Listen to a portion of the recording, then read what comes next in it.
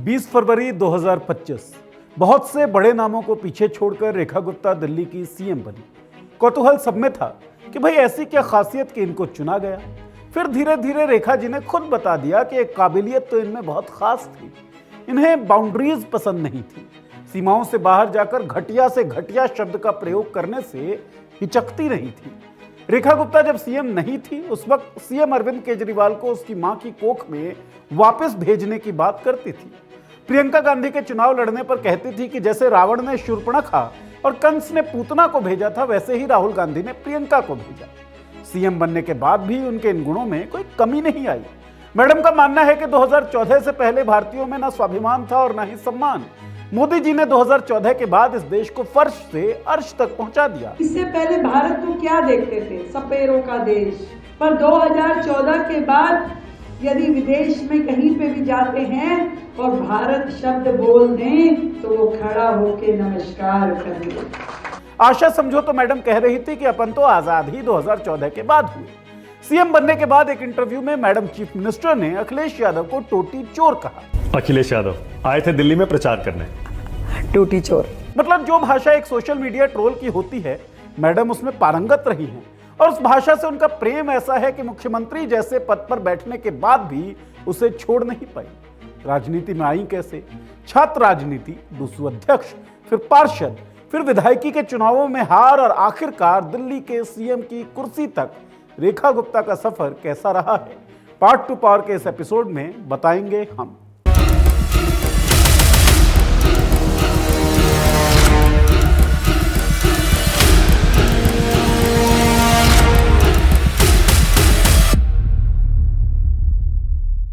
नमस्कार, मैं हूं नीरज और आप देख रहे हैं पॉलिटिक्स। इस वीडियो में हम सिर्फ रेखा गुप्ता की बायोग्राफी नहीं सुनाने वाले। हम बात करेंगे कि कैसे एबीवीपी की एक छात्र नेता धीरे धीरे बीजेपी की आक्रामक ब्रांड बन गई, कैसे उन्होंने छात्र राजनीति से निकलकर एमसीडी जीता, विधायक बनी और आखिरकार दिल्ली की सीएम कुर्सी तक पहुंची। लेकिन इसी के साथ हम उन ट्वीट्स और बयानों को भी खोल कर दिखाएंगे जिनमें वो कभी जेएनयू के छात्रों को देशद्रोही कहती हैं, कभी अरविंद केजरीवाल की मां पर निजी टिप्पणी कर देती हैं और कभी राहुल गांधी को दादा की कब्र से मापने लगती हैं। कहानी की शुरुआत शुरू से। रेखा गुप्ता का जन्म 19 जुलाई 1974 हरियाणा के जींद जिले के नंदगढ़ गांव में हुआ। ये एक सामान्य परिवार से नहीं बल्कि गांव के प्रमुख आढ़तिया जिंदल परिवार में पैदा हुई। जिंदल परिवार का गांव की मंडी में बड़ा नाम था। हर दिन अनाज की खरीद बिक्री किसानों के साथ सौदे से जुड़ा होता था। साल 1976 जब रेखा 2 साल की थी तब इनके पिता की नियुक्ति स्टेट बैंक ऑफ इंडिया में मैनेजर के पद पर दिल्ली में हुई, जिसके बाद रेखा गुप्ता पूरा परिवार दिल्ली शिफ्ट हो गया। रेखा की शुरुआती पढ़ाई दिल्ली के स्कूलों में हुई।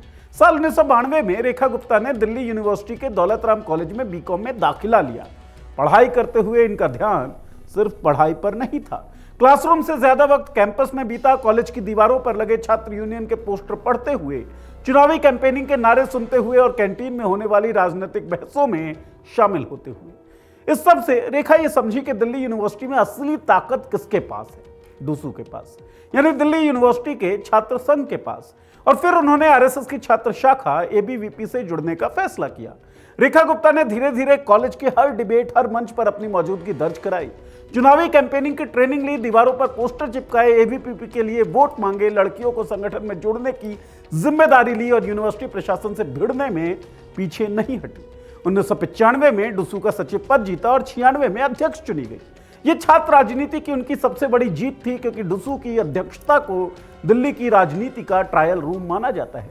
यहां से निकलने वाले नेताओं की लंबी लिस्ट है, जिनमें कई सांसद, विधायक और मंत्री बन चुके हैं और रेखा उस ट्रायल को पास कर चुकी थी। दिल्ली यूनिवर्सिटी स्टूडेंट यूनियन की अध्यक्ष बनने के बाद उन्होंने यूनिवर्सिटी के कई मुद्दों पर आंदोलन खड़े किए, एकेडमिक कैलेंडर को लेकर प्रदर्शन किया, एडमिशन प्रोसेस को आसान बनाने के लिए कॉमन एडमिशन फॉर्म की मांग उठाई और एबीवीपी की पकड़ को हर कॉलेज तक पहुंचाने में अहम भूमिका निभाई। ये शुरुआत थी उस सफर की जहां वो दिल्ली की असली सत्ता के दरवाजे तक पहुंचने वाली थी। डूसू की कुर्सी से निकलकर रेखा गुप्ता ने छात्र राजनीति को अलविदा कहा, लेकिन राजनीति को नहीं। दिल्ली यूनिवर्सिटी से निकलने के बाद उन्होंने धीरे धीरे बीजेपी में अपने पांव जमाने शुरू किए और साल 2007 वो मोड़ लेकर आया जब रेखा ने पहली बार सीधे जनता के बीच से चुनाव लड़ने का फैसला किया। दिल्ली नगर निगम यानी एमसीडी चुनाव में उत्तर पीतमपुरा वार्ड 54 से बीजेपी की तरफ से रेखा मैदान में उतरी।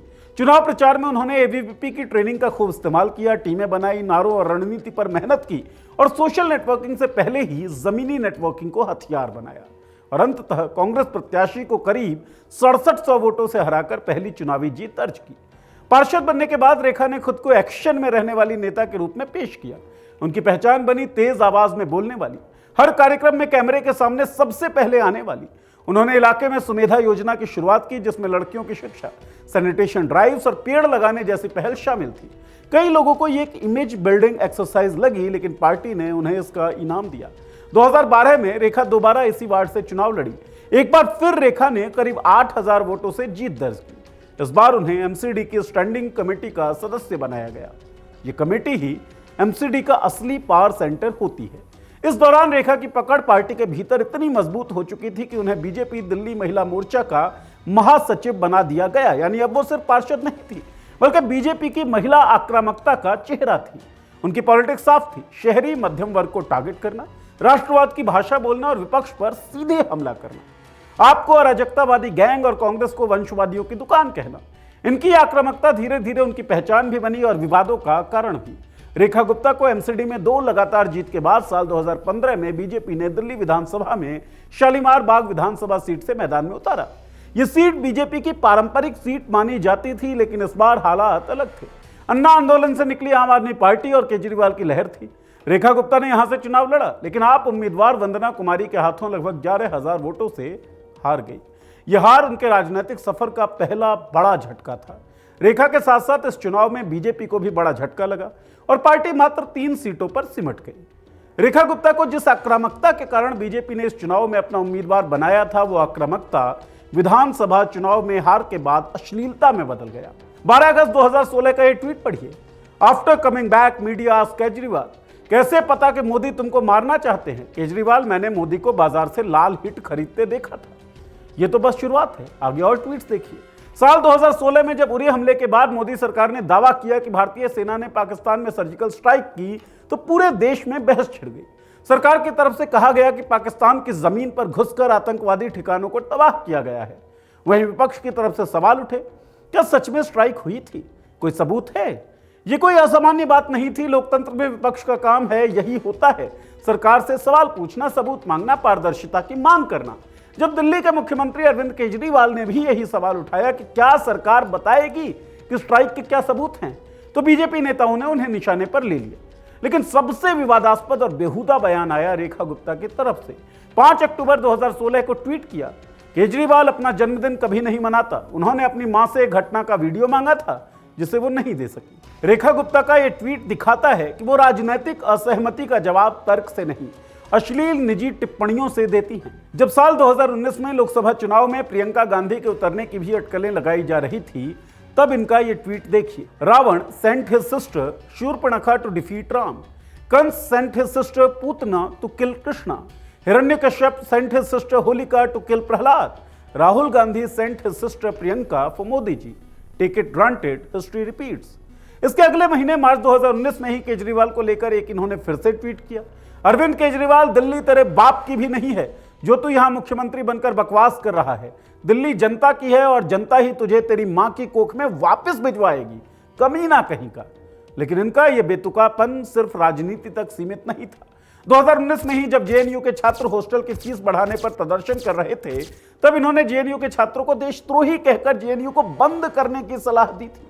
इन्होंने कहा था, ये लोग फ्री का खाते हैं, 10 रुपए देकर हॉस्टल में रहते हैं, 50 साल तक पीएचडी के नाम पर पड़े रहते हैं, 1 लाख का मोबाइल रखते हैं, 2000 की टी शर्ट और 8000 के जूते पहनते हैं, 300 रुपए हॉस्टल फीस बढ़ने पर आंदोलन करते हैं। ये सारे देशद्रोही हैं, जेएनयू को तत्काल बंद कर देना चाहिए। कल फ्री का खाते हैं, वहां पे 10 रुपए, मात्र 10 रुपए महीने की फीस में वो लोग वहां पे हॉस्टल में रहते हैं, वर्षों पड़े रहते हैं। पीएचडी के नाम पे 50-50 साल के वो आदमी वहां पे रह करके कि हम स्टूडेंट हैं, लाख रुपए का मोबाइल जेब में डाल के चलते हैं, 3000 रुपए की जीन्स पहनते हैं, 2000 रुपए की टी शर्ट पहनते हैं, दारू पीते हैं, सिगरेट पीते हैं, जूते पहनते हैं 8-8 हजार रुपए के। 300 रुपए अफोर्ड करने में दिक्कत है, उसके लिए संसद पे जाके प्रदर्शन करते हो, लोगों को मिसगाइड करते हो, देशद्रोही काम करते हो। ऐसी यूनिवर्सिटी जो इस प्रकार से गंदी हरकतें करे, देशद्रोही काम करे, दिल्ली में, देश में होनी ही नहीं चाहिए। तुरंत प्रभाव से इसे बंद कर देना चाहिए ऐसे लोगों को। रेखा गुप्ता के ट्वीट और वीडियो साफ दिखाते हैं कि उनकी राजनीति जनता के मुद्दों या विकास पर नहीं, बल्कि गुस्से और गाली गलौज पर टिकी रही। जब देश में बहस हो रही थी कि सर्जिकल स्ट्राइक के सबूत क्या हैं, तब उन्होंने सवालों का जवाब देने की जगह अरविंद केजरीवाल की मां को घसीटते हुए घटिया टिप्पणी कर दी। फिर जब प्रियंका गांधी चुनाव में उतरने वाली थी तो उन्होंने रामायण और महाभारत के खलनायकों का सहारा लेकर ऐसे ट्वीट किए जो न सिर्फ महिलाओं के लिए अपमानजनक था, पूरे राजनीतिक माहौल को जहरीला बना देता है। जेएनयू के छात्रों ने प्रदर्शन किया तो जेएनयू को बंद करने की सलाह दे दी। मार्च 2019 में उन्होंने केजरीवाल के खिलाफ जो गाली भरा ट्वीट किया, ये बताने के लिए काफी है कि उनकी राजनीति की भाषा में गालियों और अश्लीलता की कोई सीमा है नहीं। यही भाषा इनकी आगे भी जारी रहती है। साल 2020 आता है, विधानसभा चुनाव होते हैं दिल्ली में।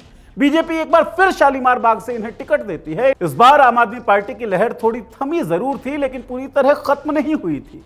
इस बार फिर से इनके सामने आम आदमी पार्टी की वंदना कुमारी मैदान में थी, लेकिन इस बार भी चुनाव हार गई करीब 3400 वोटों से, यानी सिर्फ हार का अंतर कम हुआ। इसके बाद फिर इनकी वही बेतुकी बयानबाजी शुरू हो गई। साल 2021 में सोशल मीडिया अफवाह उड़ाई जा रही थी कि राहुल गांधी मुस्लिम हैं। उनके दादा फिरोज गांधी, जिनका नाम अरबी मूल से मेल खाता है, उनको मुस्लिम कहकर एक पूरी आईटी सेल इस झूठ को फैलाने में जुटी थी, जबकि हकीकत यह है कि फिरोज गांधी पारसी थे, कोई मुस्लिम एंगल नहीं था। लेकिन राहुल गांधी को मुस्लिम सिद्ध करने वाली भीड़ में रेखा गुप्ता भी शामिल थी। 14 सितंबर 2021 को एक ऐसा ट्वीट कर दिया जिसे देखकर सिर पीटने का मन करे। उन्होंने राहुल गांधी को टैग करते हुए लिखा, जिसके दादा कब्र में हैं वो हिंदू कैसे। हवा की गुणवत्ता AQI की जगह IQ में मापने की बात करने वाली रेखा गुप्ता जी से इतनी उम्मीद तो की जा सकती है। ऐसा ना हो कि प्रेशर में आप ज्यादा जल्दी आप IQ जो हमारा AIQ है उसको हम क्या बोला तूने? कि इन्हें नहीं पता हो कि पारसियों को दफनाया नहीं जाता। धर्मों की बुनियादी जानकारी के बिना पॉलिटिशियन ऐसे बयान देते हैं क्योंकि धर्म के आधार पर सत्ता और राजनीति में बने रहना मुकाबलेतन आसान होता है, और इसका फायदा रेखा गुप्ता को भी मिला। लगातार 2 विधानसभा चुनाव हारने के बाद बीजेपी ने न इन्हें 2 साल बाद फिर से मौका दिया। 2022 के दिल्ली मेयर चुनाव में ये पार्टी का चेहरा थी और बीजेपी ये चुनाव हार गई। यह हाई वोल्टेज चुनाव था, हंगामे, बैलेट पेपर फाड़े जाने और मतदान टालने, यहां तक के रेखा गुप्ता को स्टैंडिंग कमेटी के चुनाव में माइक और पोडियम तोड़ते हुए देखा गया। लगातार 2 बार विधायकी का चुनाव हारने के बाद भी संघ और बीजेपी का इन पर भरोसा बना रहा। फिर आता है साल 2025, पार्टी ने एक बार फिर से शालीमार बाग से टिकट दिया। इस बार आप उम्मीदवार रजनी गुप्ता के खिलाफ उन्होंने न सिर्फ मैदान मारा, बल्कि लगभग 29,595 वोटों के भारी अंतर से जीत दर्ज की। 27 साल बाद बीजेपी दिल्ली की सत्ता में लौटी और रेखा गुप्ता को मुख्यमंत्री पद के लिए चुना गया, जिसके बाद इनके वो पुराने ट्वीट्स और वीडियोस वायरल हो गए जिनकी बात हम वीडियो में पहले ही कर चुके हैं। अब अगर आपको ऐसा लग रहा है कि रेखा की अश्लीलता या अतार्किकता उनका पास्ट था, तो उन्हें जानकारी हो कि रेखा के मन में अश्लील भाषा या अतार्किकता के लिए कोई पछतावा नहीं है। सीएम बनने के बाद भी उन्होंने सड़क छाप भाषा छोड़ी नहीं है। सीएम बनने के बाद एक इंटरव्यू में मैडम चीफ मिनिस्टर ने अखिलेश यादव को टोटी चोर कहा। मतलब जो भाषा एक सोशल मीडिया ट्रोल की होती है, मैडम उसमें पारंगत रही है, और उस भाषा से उनका प्रेम ऐसा है कि मुख्यमंत्री जैसे पद पर बैठने के बाद भी उसे छोड़ नहीं रही। इसी साल 4 मई को दिल्ली के कार्यक्रम में इन्होंने कहा, नासा ने भी मान लिया है कि संस्कृत वैज्ञानिक भाषा है, कोडिंग संस्कृत में हो सकती है, यह दुनिया की सबसे कंप्यूटर फ्रेंडली भाषा है। सुनकर लगा क्या नासा ने हाल ही में संस्कृत में आर्टिफिशियल इंटेलिजेंस का कोई मॉडल लॉन्च कर दिया है क्या गूगल ने पाइथन छोड़कर अब संस्कृत में चैटबॉट बनाना शुरू कर दिया। सच्चाई जानने पर पता चलता है कि रेखा गुप्ता जिस रिसर्च का हवाला दे रही हैं वो 1985 का एक AI मैगजीन में छपा पुराना आर्टिकल है। लेखक थे रिक ब्रिक्स, नासा एम्स सेंटर से जुड़े एक शोधकर्ता। ब्रिक्स ने इसमें लिखा था कि संस्कृत में ऐसी संरचना है जो कंप्यूटर भाषा जैसी दिखती है। उन्होंने ये कभी नहीं कहा कि संस्कृत दुनिया की सबसे कंप्यूटर फ्रेंडली भाषा है। दूसरी बात, इस रिसर्च पेपर को खुद नासा ने कभी ऑफिशियल नहीं माना। नासा ने कभी ऐसा कोई ऑफिशियल बयान नहीं दिया कि संस्कृत सबसे वैज्ञानिक भाषा है या कोडिंग के लिए संस्कृत बेहतर है, ना आज ना कभी और। अभी हाल फिलहाल का एक और ताजा मामला देखिए। मामला है इंडियन एक्सप्रेस के एक इवेंट का, जहां एंकर इनसे stand up comedian Kunal Kamra के दिल्ली आने और स्टैंड अप शो करने पर एक सवाल पूछते हैं, जिस पर रेखा गुप्ता जवाब देती हैं कि कुणाल कामरा दिल्ली अपने रिस्क पर आए। कुणाल कामरा दिल्ली में शो करना चाहिए कि नहीं? अपने रिस्क पे आए। मुख्यमंत्री किसी राज्य के सभी नागरिकों और वहां आने वाले हर व्यक्ति की सुरक्षा के लिए जिम्मेदार होता है, चाहे वो व्यक्ति सरकार का समर्थक हो या आलोचक। ऐसा हो सकता है कि रेखा गुप्ता को व्यक्तिगत तौर पर कुणाल कामरा पसंद ना हो, लेकिन मुख्यमंत्री रहते हुए ये कहना कि अपने रिस्क पर आएं एक तरह की खुली धमकी है। मुख्यमंत्री बनने के बाद आमतौर पर नेताओं से उम्मीद की जाती है कि वो अपनी नहीं तो कम से कम अपने पद की गरिमा बनाए रखें, लेकिन रेखा गुप्ता के बयानों को देखकर लगता है मानो सीएम की कुर्सी ने भी इनसे तहजीब की उम्मीद छोड़ दी है। पहले जब ये पार्षद थी तब मां की कोख, कब्र में पड़ा दादा और देशद्रोही जेएनयू जैसे जुमले चल जाते थे। लोग कहते थे चलो विपक्ष में है, बोलने की छूट है। लेकिन मुख्यमंत्री बनने के बाद भी न शब्दों में शालीनता आई है, न सोच में गंभीरता, और वही गली के नुक्कड़ वाली सड़क छाप भाषा अभी भी जारी है। क्या एक मुख्यमंत्री की भाषा ऐसी होनी चाहिए, या फिर क्या इसी भाषा की बदौलत रेखा गुप्ता मुख्यमंत्री पद की इस कुर्सी तक पहुंच पाई हैं? आपको क्या लगता है? अपनी राय इस वीडियो के कमेंट बॉक्स में लिखें। क्या गालियों को आप जायज मानते हैं? यह भी हमें जरूर बताएं कमेंट बॉक्स में। चैनल को सब्सक्राइब कर लें, बेल के आइकन को दबा दें ताकि हमारे वीडियोस के नोटिफिकेशंस आपको मिलती रहें। शुक्रिया।